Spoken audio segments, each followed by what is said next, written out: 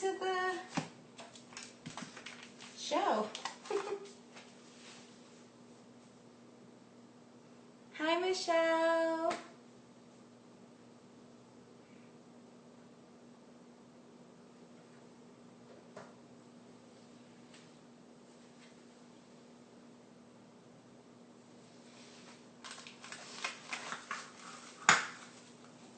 How's everybody doing?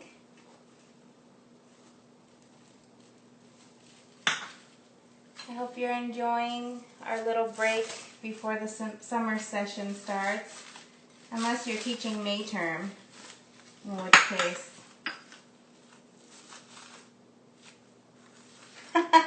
Carrie. Yeah, maybe I will. Maybe it'll be my side gig. I'll start showing Chinese, Cantonese specific cooking recipes.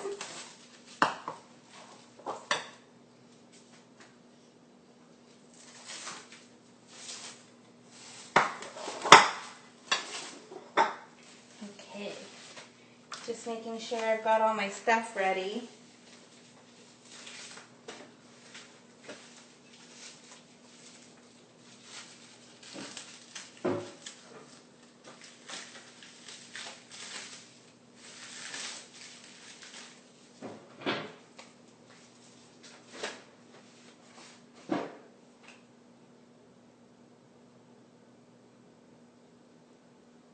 All right, well, let's go ahead and get started and see how things go. This is my first time showing anyone how to make dumplings virtually, so this will be interesting.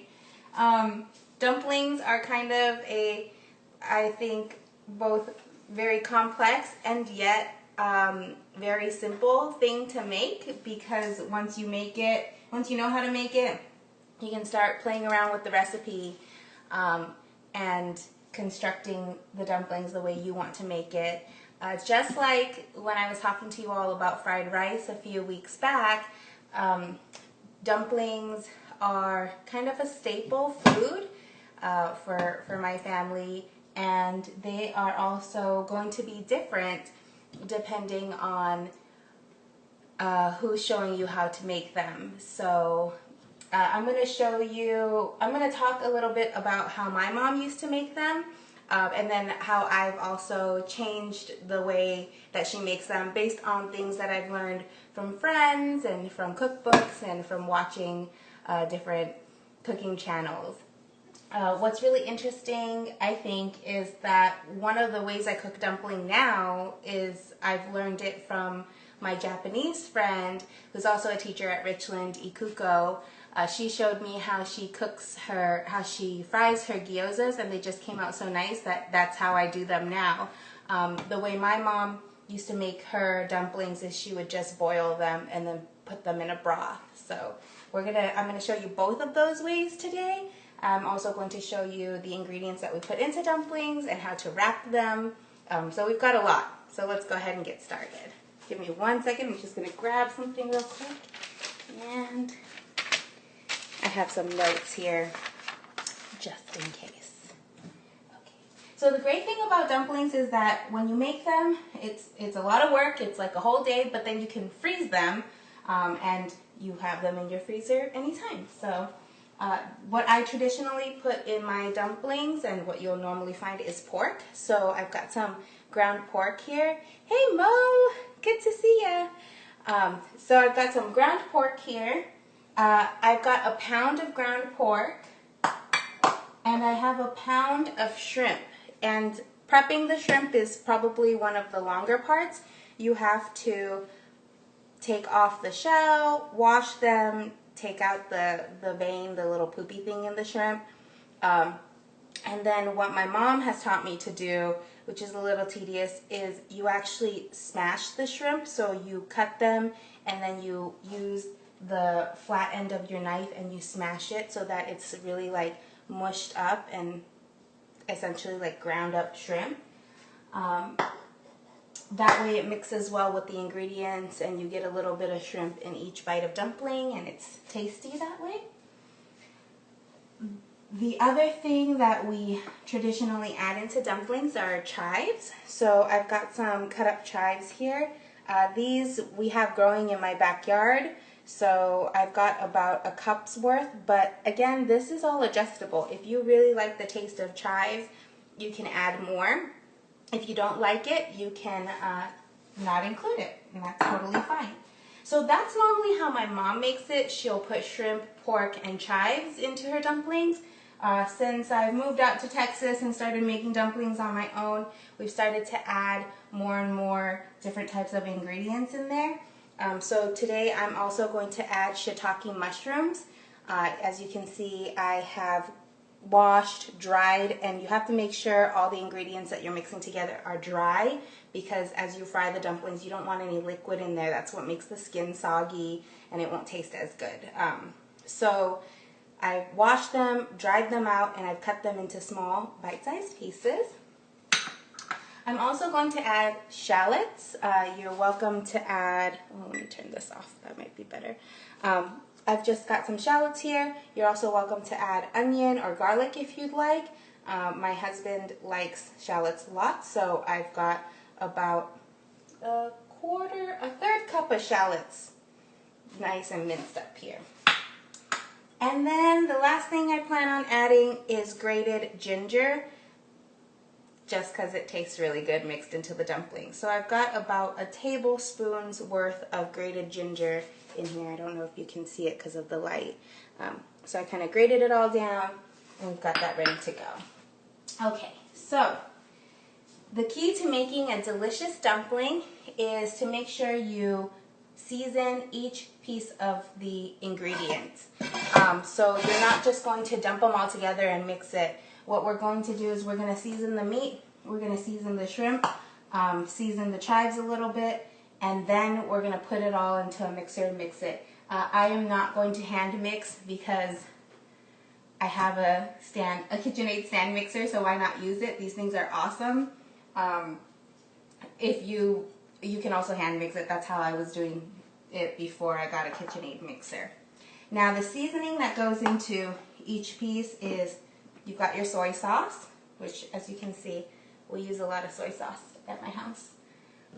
We have some salt and some sesame oil. If you don't like sesame oil, you don't have to use sesame oil. You can use regular olive oil or vegetable oil. That's fine too. And a little bit of cornstarch, and I'll talk a little bit about why cornstarch is important in a moment. So let's start with the soy sauce, and let's start with the pork. So for soy sauce, I always just kind of eyeball these things. One of the things I've learned from my mom is you can kind of eyeball and mix in all of your seasoning, and then you're going to cook one of the dumplings to kind of taste test it to see if you need a little bit more salt. I like my things not so salty, so I tend to under-season, because with dumplings, you can always dip them in soy sauce and spicy sauce on the side anyways, so it's not a big deal if you don't put enough seasoning into it. But for about a pound of pork, I am going to measure out about 2 tablespoons worth of soy sauce. Okay, so get that going. And then I'm also going to add just a little bit of sesame oil. The sesame oil is really just for the flavor and the taste of sesame oil. Just always smells so nice. It has a great fragrance. So I've got a 1/4 teaspoon, and I'm just going to put that in. Okay. And then I'm going to put in the rice cooking wine. This is a total staple in Chinese cooking. We use it for any kind of meat dish. We're throwing it in and stir frying it in. So, and it's so super inexpensive. All of these ingredients you can get from your local 99 Ranch Market or H Mart.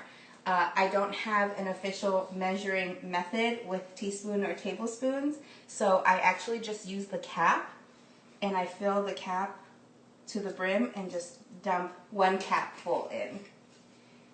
We gotta, stick with traditions on how our parents seasoned things. Okay, now that the pork has everything in it, I'm going to go ahead and give it a good mix. Forgot my tool here.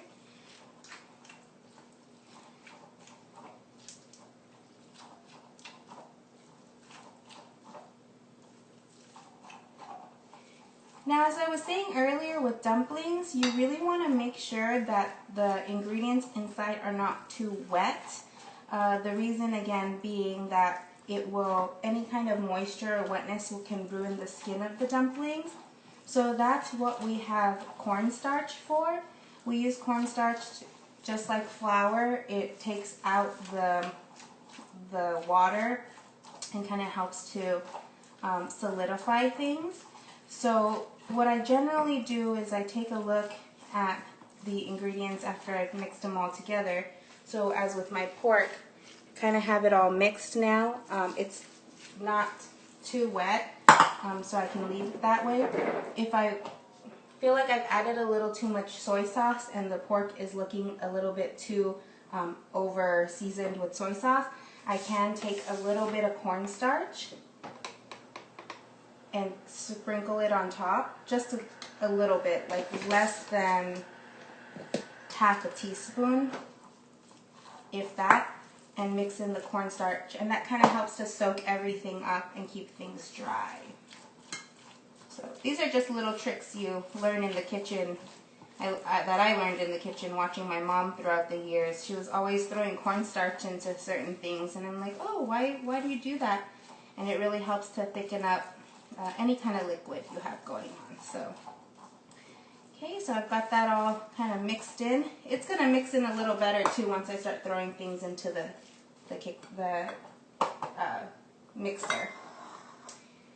So I can set that aside. And the next thing I'm going to season is the shrimp. So with the shrimp, same thing, a little bit of soy sauce.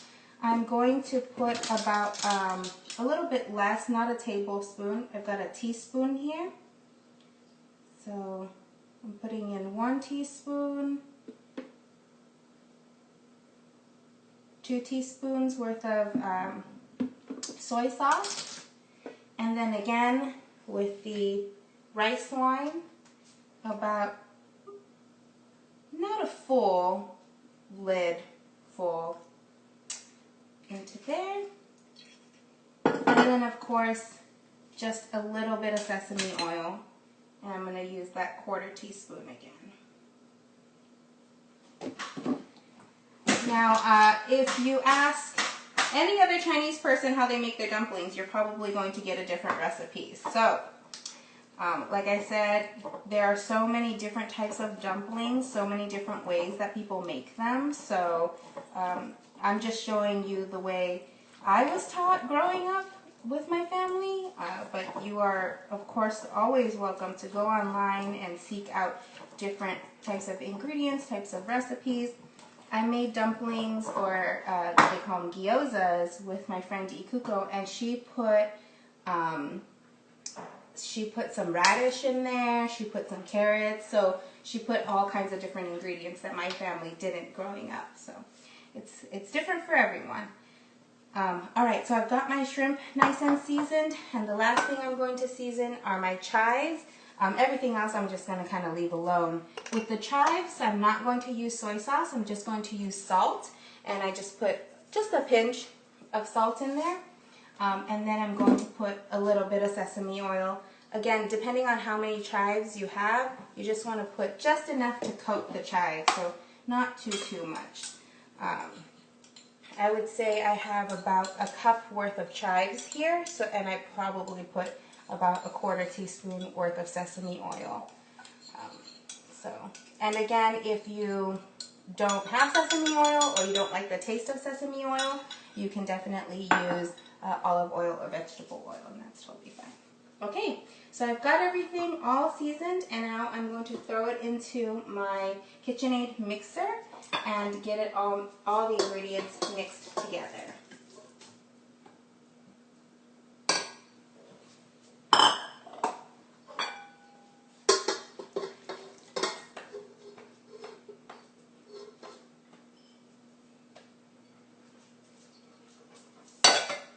So I've put the pork and the shrimp in first, and I'm going to get that started. And I've got the mixer going on a steady 2. So not to overmix it too much.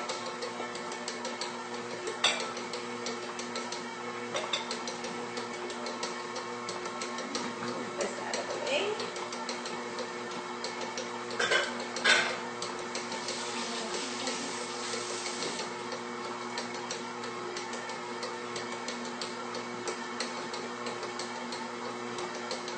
Okay. Yes, sorry, Ankit. Looks like Joan and Michelle are coming over to eat these dumplings. Okay, so I've got it all kind of mixed up, nice and combined. So the next thing I'm going to put in is chives. It doesn't matter the order, to be honest. You can kind of throw things in as you see fit. But because traditionally the way my mom makes these dumplings is always with pork, shrimp, and chives. So we always mix the pork and shrimp first, and then we mix in the chives. Now chives are interesting. I think they're so tasty. I love eating them, but they don't always settle too well in my stomach. I don't know if it's because my stomach has a hard time processing them. So if you make these dumplings and you're like, oh, it's not sitting too well, it might be the chives. So you can always make them without chives and substitute in onions or you can just have pork dumplings. And if you are not a pork lover, or you can't eat pork, maybe you're for religious reasons, you can always use chicken. Ground chicken works just the same. I've done that before for my friends. For my friends who are Muslim who can't eat pork, I just substitute in chicken and it's just fine. I've never done beef though, so maybe that's the next thing I can try.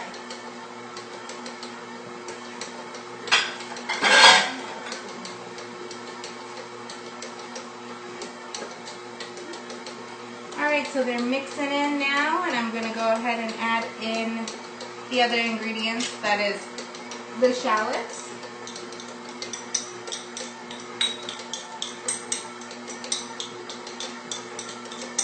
This stand mixer has changed my life. Can you imagine mixing this with your hands? It used to be so exhausting. I'm putting in the mushrooms now.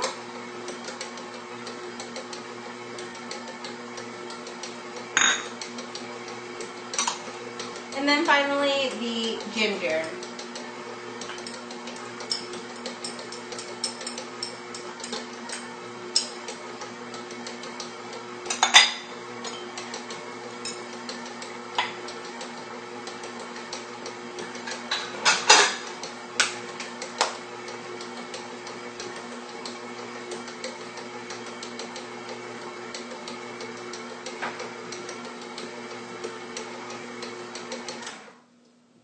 It's amazing. Normally I'd be standing here for forever just like hand mixing it, but this is just so easy with this stand mixer.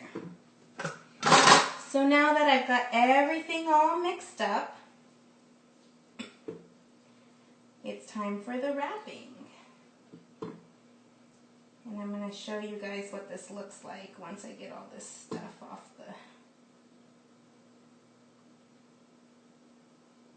stand. You know, dumplings are just one of those things, like, kind of like tamales, where it takes a long time to make, but you can freeze them. They keep very well in the freezer for months.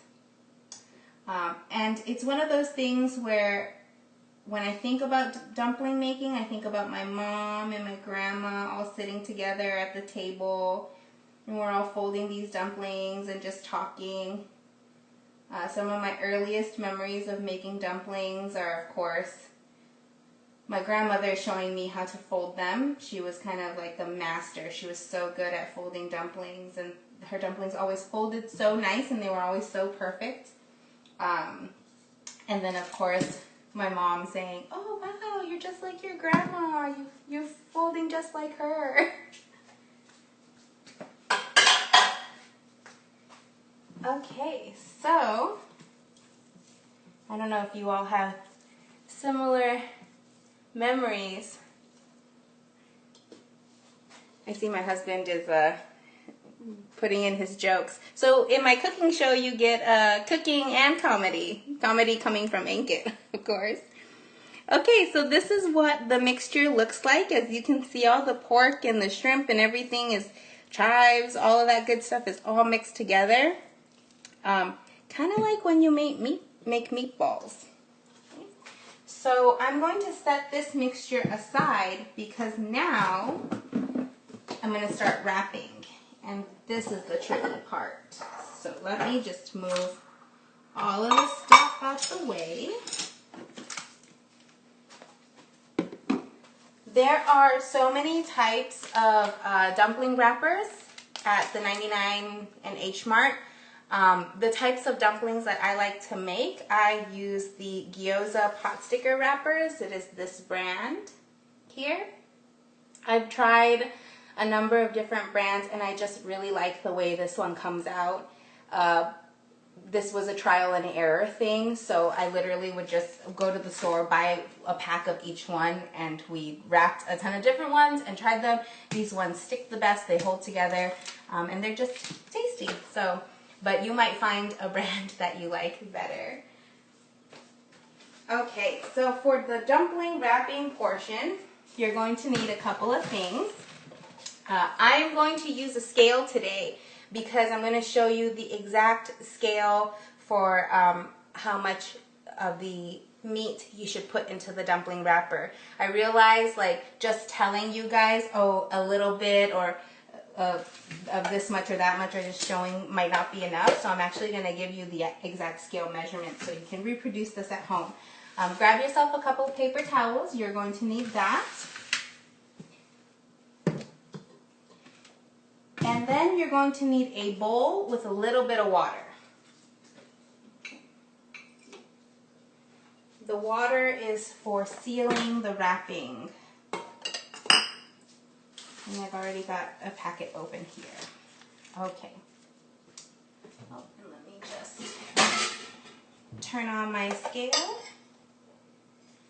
So each wrapper is about 0.2 ounces. And if you put in about 0.5 or 0.6 ounces worth of the inside onto the wrapper, I have found that that is just the perfect amount. It gives you enough. It gives you enough of the skin left over to fold, and just enough inside so that you're not like, wow, I'm only eating dumpling skin. So what I do is I put it on the scale and I kind of measure it out until it hits 0.7 or 0.8. Okay. Now as you do this, the longer you do it, you won't need the scale anymore. You'll be able to eyeball it. But for now, those are the measurements. So about 0.5 to 0.6 ounces worth of the meat on top of the skin. So I've got the skin and I've got the meat inside in the middle, nestled in like a little baby. And you're going to take a little bit of water using your ring finger or your middle finger. I use my middle finger normally. And I'm going to wet half of the dumpling. Okay, so half of it now is wet with water. And here's how we fold. Now again, and these are definitely pre-bought, not homemade. Again, it is this brand. It just says gyoza sticker on it, and it's got some Japanese characters up top. My cousin Jenny did make some homemade wrappers. I could refer you to her personally. They seem really hard to make, and I'll try that in another lifetime.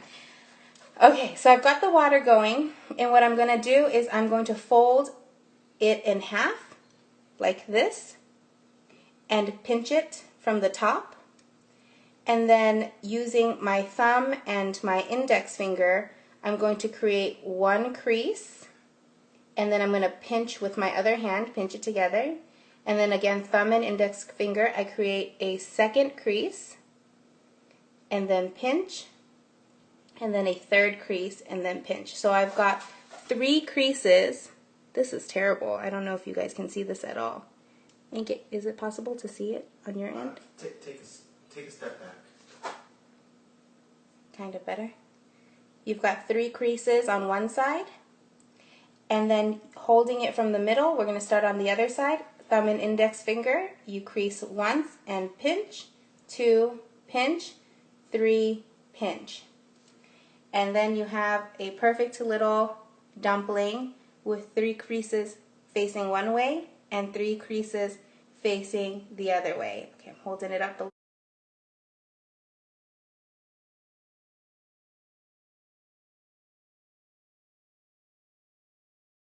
little higher.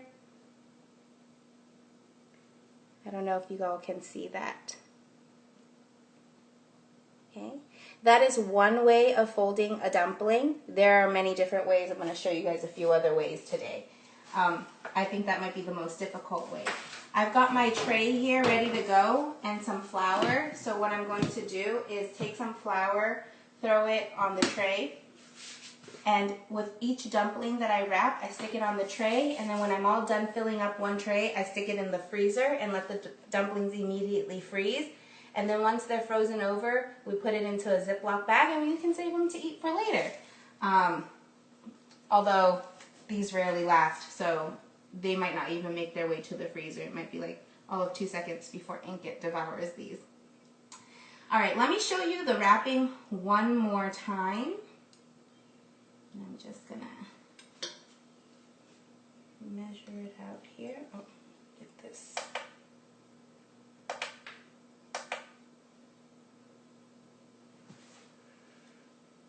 Okay.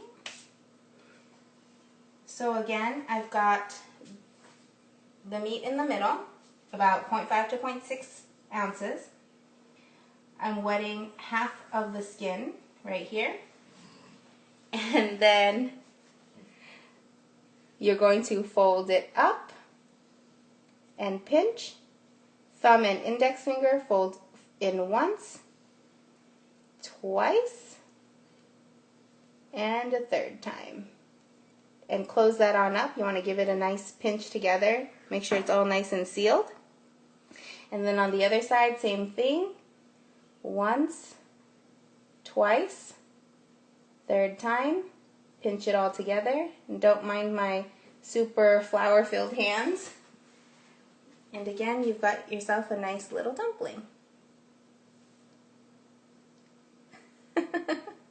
Yes, and definitely, once you start making these, it's all about who can make them the fastest, who can seal them the best.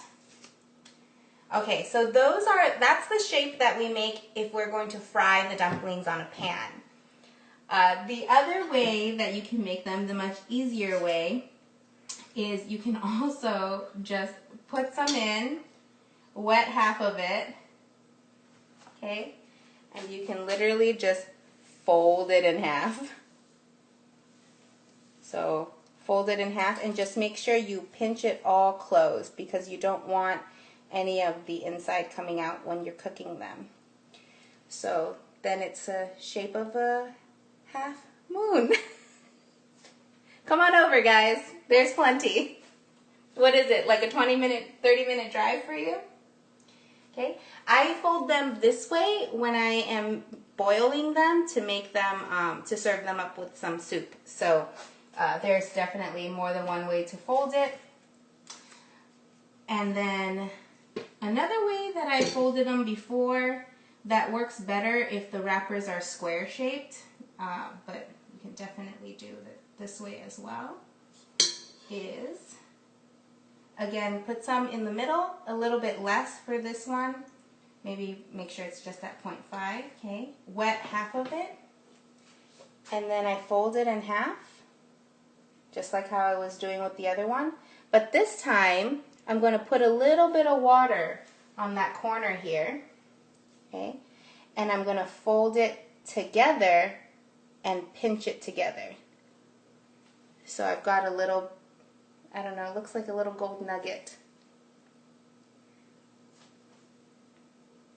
The up top style. Is this the up top style, Mo, that you're talking about? I don't know the names of these styles. Okay. So those are kind of like the 3 standard ways you can fold them. Again, the kind of crescent moon, having it sit up. You can just fold it directly in half. This is a great way to do it. Or you can do the fold it in half and then pinch it. Okay. Oh, the up top style, I think I know what you mean. The kind that looks like the soup dumplings that are in the steamed baskets. I don't know how to fold it that way. Let's try together. Why not? We have time, right?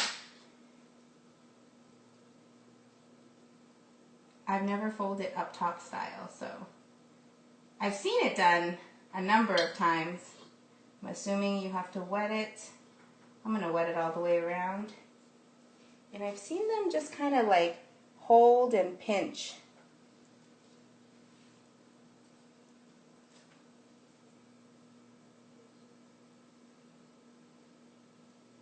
Oh, okay, Mo. This might be a challenge. Are you talking about something like that? Okay, yes, that's another way you can fold it. I don't know how to fold it that way, so I'll definitely play around with it. I think you actually need a different type of skin too.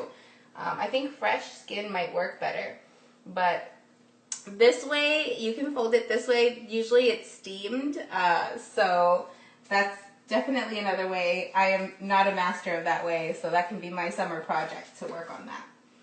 Okay, so give me a second. I'm going to be right back. I'm just going to move this stuff because it's going to take me hours to actually wrap all of these dumplings. So I've already pre-wrapped some.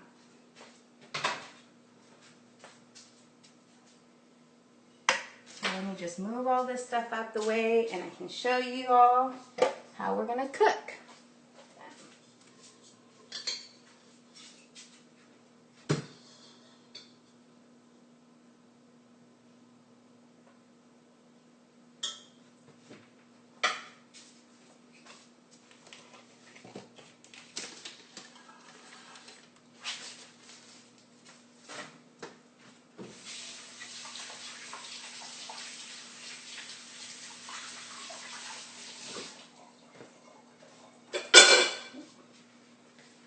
Alright guys, I wasn't going to hold you captive and wrap each and every single one with you all watching because it would have taken hours. There's not enough time on the live stream. So, earlier today, I had already pre-wrapped a ton.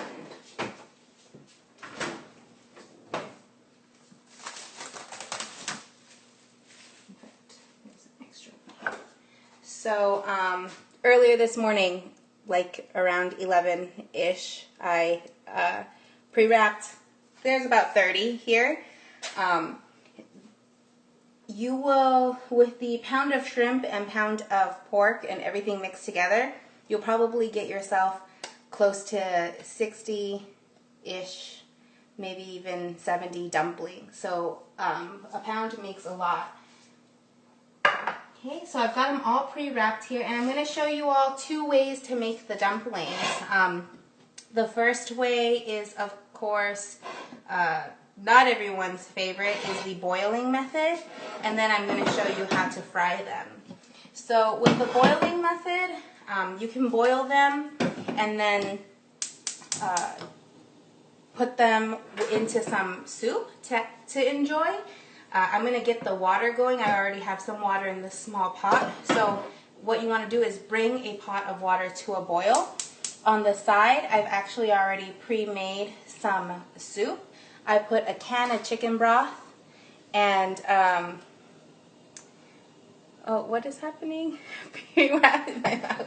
Yes, Hank is definitely ready to eat. He's been waiting for these all day.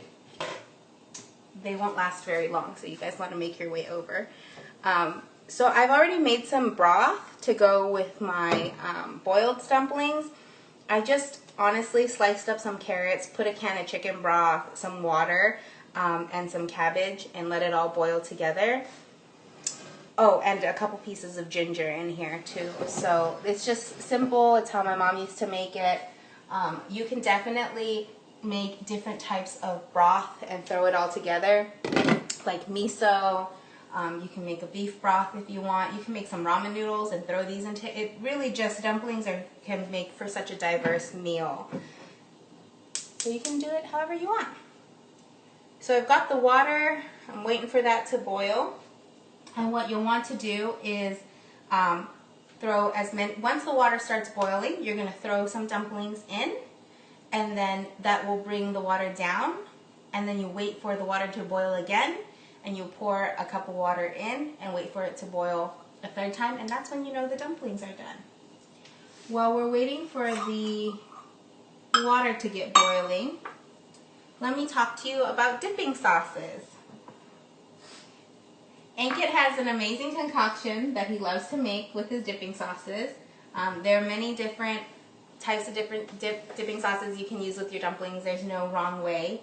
Kind of the more traditional type of dipping sauce that you'll see when you go out to restaurants is some shredded ginger, and people put soy sauce and some vinegar and mix it all together, and that's one type of dipping sauce. At our house, we like to keep it simple and pre-purchase dipping sauces. So we get this dumpling dipping sauce here. You can get it, a garlic version, at your local 99 Ranch Market. They should really start sponsoring these cooking shows. So hit me up, 99 Ranch, and get some sponsorships going. So you can just use this. You can add a little bit of sesame oil into the mix if you want. Ankit likes to add this chili garlic sauce if you like things spicy, with the soy sauce, with the sesame oil, and mix it all together. So many different ways to create dipping sauces, however you'd like. Okay, the water is now boiling. I'm going to wait for it to come to a roaring boil, and in the meantime I'm going to get myself some extra water.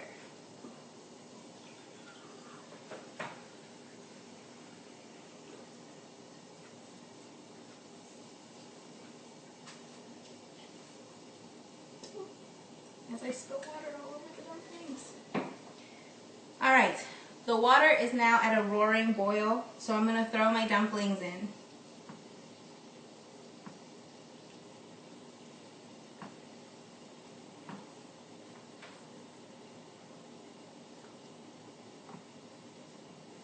I've put in about 8. Ankit's in the background waving to me, telling me no more. He doesn't like them boiled. He only likes his dumplings pan fried. So this will be my lunch. As soon as I dump the dumplings in, the boiling will kind of slow down a bit. And I can bring down the fire to kind of a medium. So it's no longer boiling, so I'm going to wait for the boil to start up again. Give it about like 2 minutes or so. Let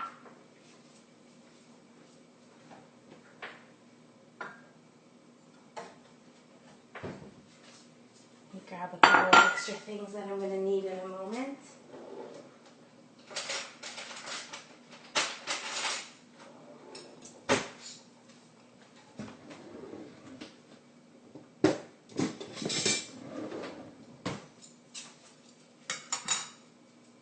Okay, I'm bringing up the fire now, trying to get it to boil once more. And you can kind of start to see the pink of the shrimp turn pink in.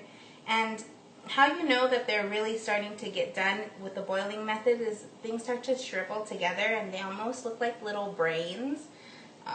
So that's kind of how I know. Okay, so it's coming up to a boil again. Just going to give it a couple of extra seconds. And then what I'm going to do is just dump a cup of room temperature water in. And that, of course, will cause the water to stop boiling. And I'm going to wait. I'm going to wait for it to come to a second boil.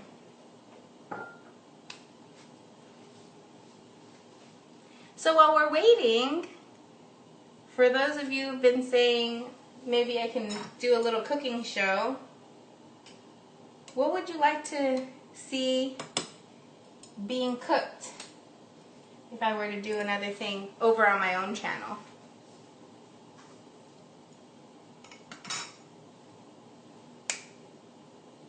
Nothing too crazy difficult though.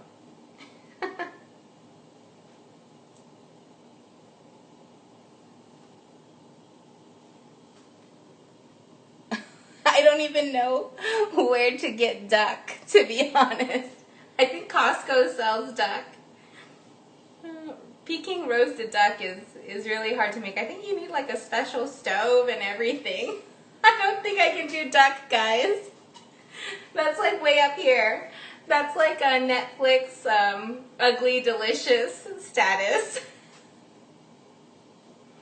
Maybe I can show you guys some, I don't know, chicken recipes. I've got a rib recipe that my mom used to make growing up that Ankit loves.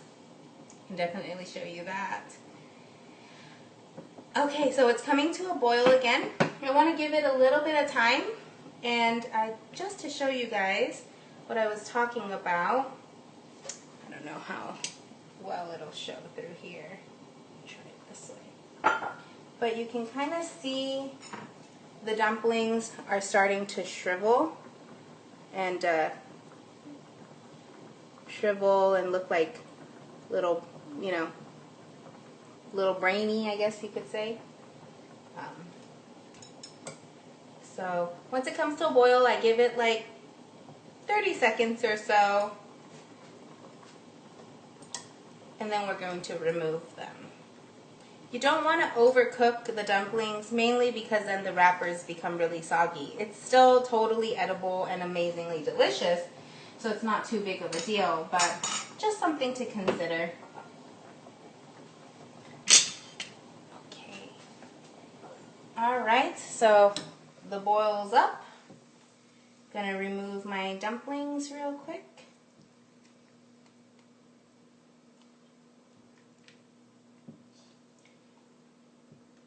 And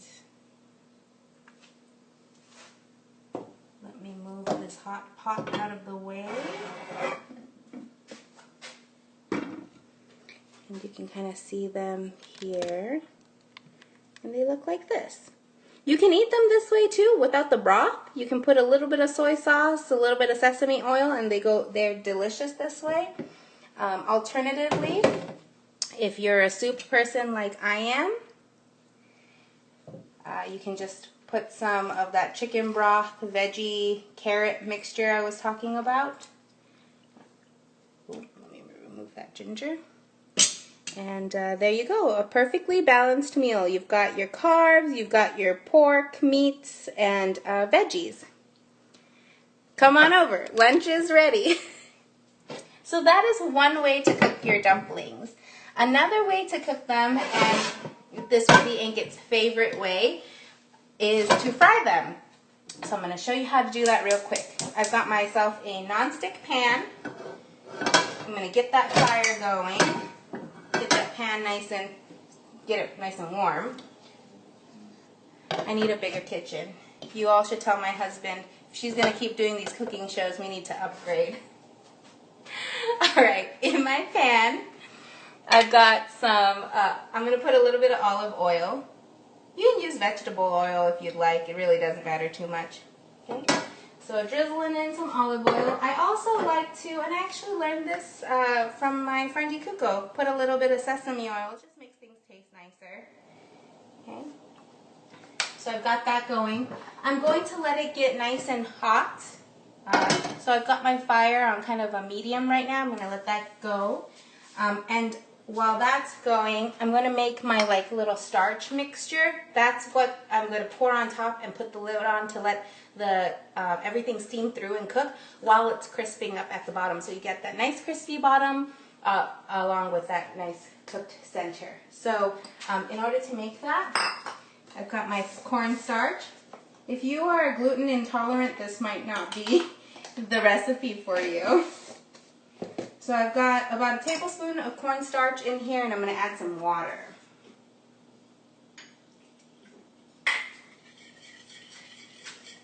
About 2 tablespoons of water with a tablespoon of cornstarch. Mixing it all together, and yes, of course, as always with chopsticks, gotta make my mom proud. Can't be using forks over here. Set that aside. Okay, and then as it's getting nice and hot, and I can see kind of things starting to steam up, I'm gonna start layering on my dumplings. Now these dumplings were made fresh today, so they are not frozen, so they're gonna cook a little bit faster. If you of course, have frozen dumplings, it might take a little bit more time. I don't want them to start overcooking before I have the chance to layer everything on, so I am going to turn down that heat. I've got it at a low now. And I'm going to continue to layer on these dumplings as quickly as possible.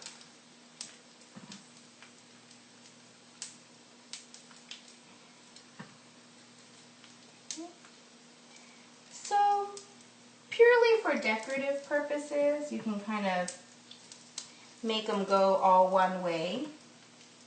I'll show you guys in a second once I get them all laid down. There we go. So right now I've got them all laid circular like that with about a finger's worth of spacing in between each one. Okay. So I'm going to turn up that heat again. I've got it at a medium high, right between high and medium. So medium high. Okay. I'm going to give it a minute. Let it kind of fry up at the bottom. Another reason you want to keep things dry is because you don't want any water touching that oil, otherwise it's going to cause that splatter. And I have been splattered by water and oil before. It's not fun.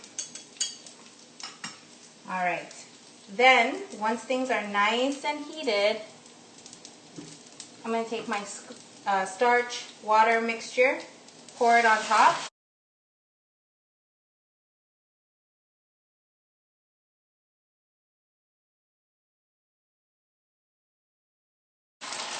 You get that sizzle and immediately stick the lid on. So two things are happening, right? You've got that frying action going at the bottom, the steam rising to the top, and it's cooking through the dumplings. Guys, I'm so hungry. I'm so ready to eat.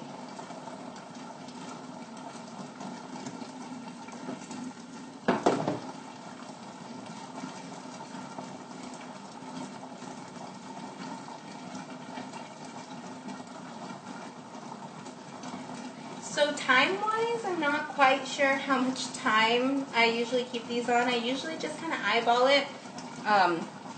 You can see things are bubbling. So water is definitely evaporating and coming out of there. So I usually just wait until the bubbling stops.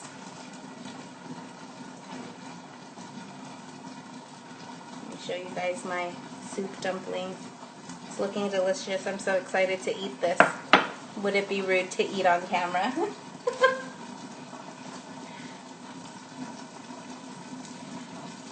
So you don't want to overdo it with the starch. You want to give just enough so that the dumplings can cook through, and also you get a nice fried bottom.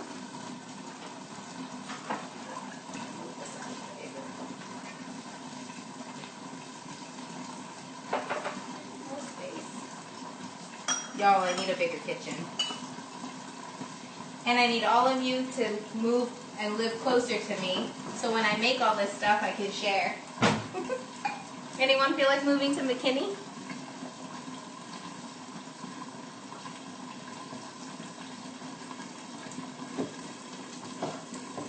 And just like when I was boiling them, they start to shrivel up and look like, it's so bad to compare it, but it looks like a little brain, like the texture of a brain with all the little grooves and lumps. So I can see that starting to happen now. Just, you know, gotta be patient. I'm gonna turn this fire a little bit down so I can still get that steaming action without completely burning the bottom end. Alright, Mo. I'm gonna have to take a bite. Let me grab myself a clean pair of chopsticks.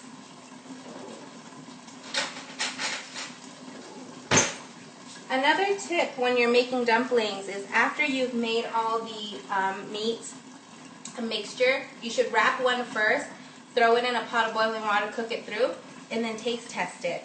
My mom always does that to make sure that she doesn't need to add any extra soy sauce or anything. Oh my god. Y'all, these are so good. You can kind of see the inside of that. Yeah, they get all wrinkly. The most delicious wrinkly dumplings in the world.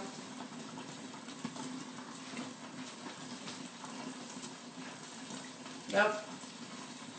That's the business.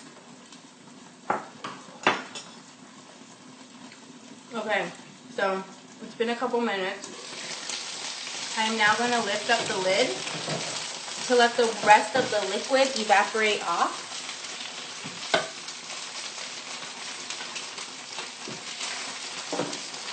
Sometimes I eyeball it. The key is you really want to make the inside cook through because raw pork is not the best thing. But if I notice that the cornstarch didn't really crisp up too much, and Ankit tends to like his stuff a lot crispier, I turn up the heat and I just add a little bit of oil on the edges so that that bottom can fry through. It's not the healthiest way, but definitely something you can do. And I can already tell my dumplings are actually cooked because you've got them all wrinkly and balled up together. Ooh, because now that there's that liquid. We'll give it a few minutes. When I first moved to Texas, I was making dumplings probably every month because I missed home so much. You know, sometimes it's just that thing that brings back all that nostalgia. So between the fried rice and the dumplings, it just really made me think of home. Home being California, is where I grew up. So my mom would make this all the time.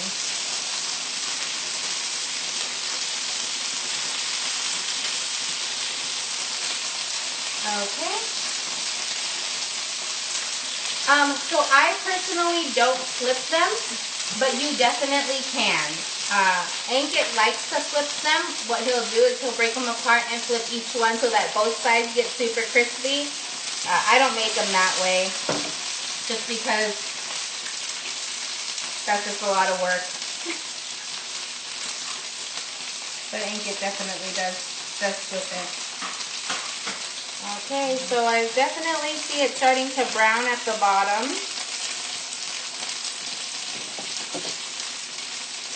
There's a couple of ways to do this. Some people completely flip the whole thing over so that the crispy top lays on top and it makes for a really nice presentation.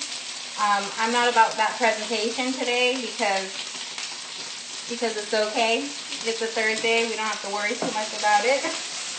So I'm just going to slide them onto the plate. And there you have it. Cooked dumplings. They are definitely crispy on the bottom side. So you can see how it crisped up on the bottom like this. And they're all nice and wrinkly on the top. And that is the two ways of how you can make dumpling. There is a third way, which is the steaming way, but I don't have a steamer and we don't have enough time, so we'll get into that at a later date. So I hope you guys enjoyed watching. I hope you guys go out there and make these. Ankit, would you like to come and taste test? Oh, he's very camera shy and he hasn't done his hair yet, so but give it a try. Tag me if you do end up making them. Go over to my Instagram at TeacherPamPam. Give me a tag, give me a shout out. I'd really love to see you guys trying out this recipe. And I have it in my plans to actually type up the entire thing and share it. So hopefully I'll get around to that this weekend and I'll share that recipe with you all. All right. Okay, well, thanks so much. It's been so wonderful. Again, thank you to Alas for partnering with APAC throughout May to celebrate Asian American Pacific Islander Heritage Month. May's wrapping up, so this is our last thing together, wrapping up Heritage Month with some dumplings. And I hope that we continue to collaborate in the fall. So thank you, Professor Michelle, for everything that you've done, and for all of you for tuning in. I'll see you guys next time. Bye.